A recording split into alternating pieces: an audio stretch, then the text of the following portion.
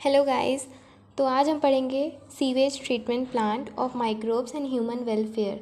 तो देखिए, सबसे पहला प्रोसेस होता है जब सीवेज आते हैं, जो गार्बेजेस होते हैं हमारे घर से, वो जब जाता है तो उसे वहाँ पास कंपनी में स्लरी बनाते हैं। स्लरी के फॉर्म में एक लिक्विड फॉर्म होता है।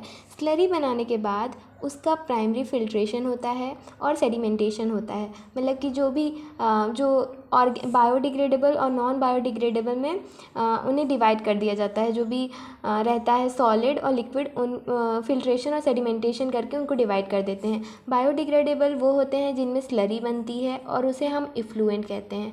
नॉन बायोडिग्रेडेबल वो होते हैं जो सॉलिड वेस्ट बचे रहते हैं, उन्हें हम स्लज कहते हैं। इफ्लुएंट और स्लज, स्लज सॉलिड होता है, इफ्लुएंट लिक्विड होता है। उसके बाद जो नॉन बायोडिग्रेडेबल होते हैं उन्हें हम यूज़ करते हैं as a recycling and land fillings. और जो हमारे इफ्लुएंट्स होते हैं, मतलब कि जो स्लरी होती है या फिर बायोडिग्रेडेबल वेस्ट होता है, वो ऑर्गेनिक मैटर होता है, तो उसे हम सेकेंडरी ट्रीटमेंट के लिए भेजते हैं। सेकेंडरी ट्रीटमेंट में हाई बीओडी, मतलब कि बायोलॉजिकल ऑक्सीजन डिमांड हाई होती है। अभी हम नीचे बताएंगे कि बीओडी क्या है। तो जो सेकेंडरी ट्रीटमेंट होता है उसमें माइक्रोब्स इन्वॉल्व होते हैं, ऑल्सो बायोलॉजिकल ट्रीटमेंट, और ये एक एरोबिक प्रोसेस होता है। जो सेकेंडरी ट्रीटमेंट होता है उसमें माइक्रोब्स का यूज़ होता है, क्योंकि पहले से भी गार्बेज में ढेर सारे माइक्रोब्स रहते हैं, और एक बायोलॉजिकल ट्रीटमेंट भी इसे कहा जाता है। फिर जो सेकेंडरी ट्रीटमेंट करने के लिए उसे एरेशन टैंक्स में भेजा जाता है, क्योंकि वहाँ पास ऑक्सीजन रिक्वायर्ड रहती है for decomposition of the microbes और ऑर्गेनिक मैटर। तो ऑक्सीजन पंप इनटू इट, उनमें ऑक्सीजन पंप किया जाता है। उसके बाद जो फिर वो बनता है, ऑक्सीजन पंप करने के बाद डिकम्पोजिशन वाला पार्ट जो रहता है, तब उसमें फ्लॉक्स फॉर्म होता है। फ्लॉक्स क्या होता है? Bacteria fungal hyphae trapped in it and decomposes the organic matter. Flocs में बैक्टीरिया फंगल हाइफे ट्रैप्ड रहते हैं और डिकम्पोज करते हैं ऑर्गेनिक मैटर को। देन फिर बात आती है कि what is BOD, biochemical oxygen demand.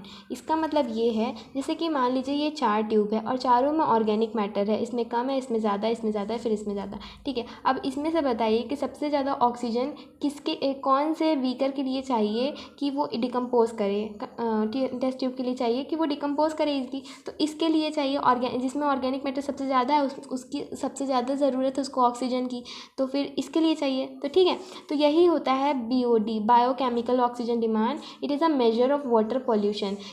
इससे हम मेजर करते हैं वाटर पॉल्यूशन का रेट। ठीक है, the amount of oxygen required to decompose a organic matter in a specific 1 litre of water.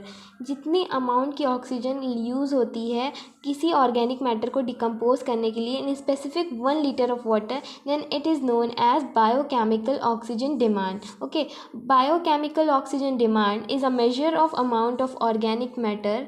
ठीक है, और measure of amount of organic matter and the oxygen gas uses to decompose that organic matter is known as BOD।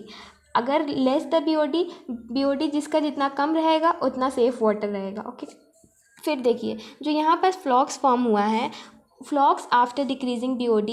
जब यहाँ पर BOD, जब हम मतलब कि जब 1 लीटर वाटर में ऑक्सीजन दे देंगे तो BOD उस ऑर्गेनिक मैटर का डिक्रीज हो जाएगा। Flocs after decreasing BOD transfers into settling tanks. जो BOD होता है, flocs after decreasing BOD transfer into the settling tanks, और वहाँ पास 2 डिग्री सेपरेटेड स्लज एंड मतलब कि secondary flocs separated sludge and secondary effluent. Settling tanks के अंदर जो सेकेंडरी स्लज होते हैं और सेकेंडरी एफ्लुएंट्स को सेपरेट कर दिया जाता है। उसके बाद हमारे सेटलिंग टैंक्स में जो सेकेंडरी स्लज होते हैं फ्लॉक्स कहते हैं, और जो सेकेंडरी एफ्लुएंट होता है उनका जो BOD होता है लेस होता है। तो जो सेकेंडरी फ्लॉक्स होते हैं उनको एक्टिवेटेड सॉरी गाइस, देखिए, जो सेकेंडरी स्लज होते हैं, फ्लॉक्स होते हैं, उनको हम एक्टिवेटेड स्लजेस में भेजते हैं, जहाँ use as a activated sludge होते हैं, जैसे कि इनोकुलम में यूज़ कर सकते हैं। क्यों इनोकुलम में यूज़ कर सकते हैं?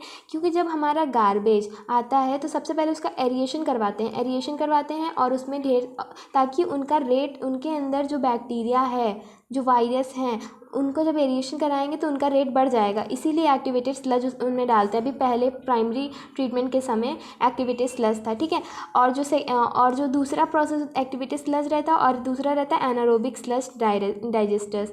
सेकेंडरी स्लजेस को एनारोबिक स्लज डाइजेस्टर में भी डालते हैं, तो वहाँ पास मिथेनोजेनिक बैक्टीरिया बायोगैस फॉर्म होती है और नॉन मिथेनोजेनिक बैक्टीरिया से बायोगैस नहीं फॉर्म होती है। और जो हमारा सेकेंडरी इफ्लुएंट जिसका लेस बीओडी है उसका हम क्लोरिनेशन और रिवर्स ऑस्मोसिस और यूवी रेज का करवा करके ओजोन को डाल करके उसमें रिलीज़ कर देते हैं वाटर बॉडीज़ में। ये है, इतना है हमारा ये हाँ सीवेज ट्रीटमेंट प्लांट्स, बस इतना ही है गाइस। अगर वीडियो अच्छी लगे तो लाइक करिएगा। Bye bye.